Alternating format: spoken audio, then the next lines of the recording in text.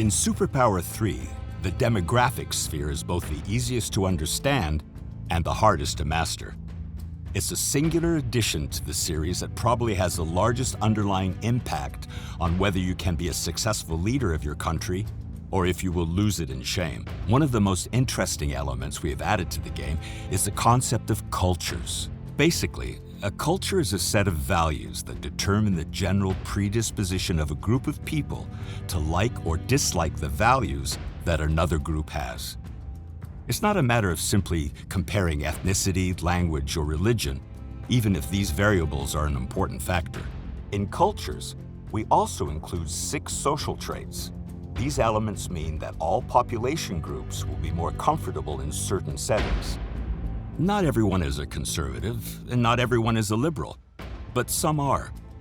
Not everyone respects their leader in the same way, or accept hardships for the common good. These factors become important in the game because it means that based on cultures, not all countries will be comfortable with leaders that perform differently than what is expected of them. A more conservative society might not be willing to accept laws to allow abortions or to protect the rights of minorities. Also, conservative societies might not look favorably on their leader if he or she starts doing trade or treaties with very liberal countries. This gives much more nuances to the player and adds difficulty levels. In Superpower 3, you'll need to play differently, not only based on your resources, but also based on how your population expects you to lead your nation. Of course, populations vary in time. They can be influenced by the media or by news gathered on the internet.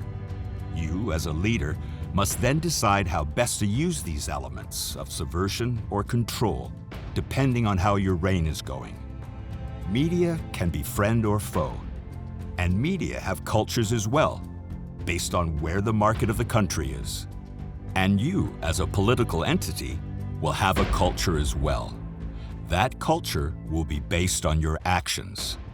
These will either be aligned with the aspirations of your population or not, influencing your approval ratings. It will lastly affect your standing in the world, since other countries will also try to align their trades and treaties with countries of similar cultures.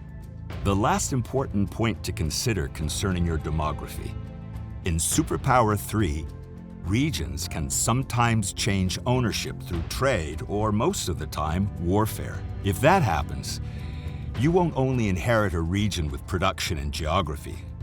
That region will be inhabited by citizens that will probably be different than the ones you started out with, who may have different cultures and ideas about what they would like for their new country. As these games evolve, the challenges multiply.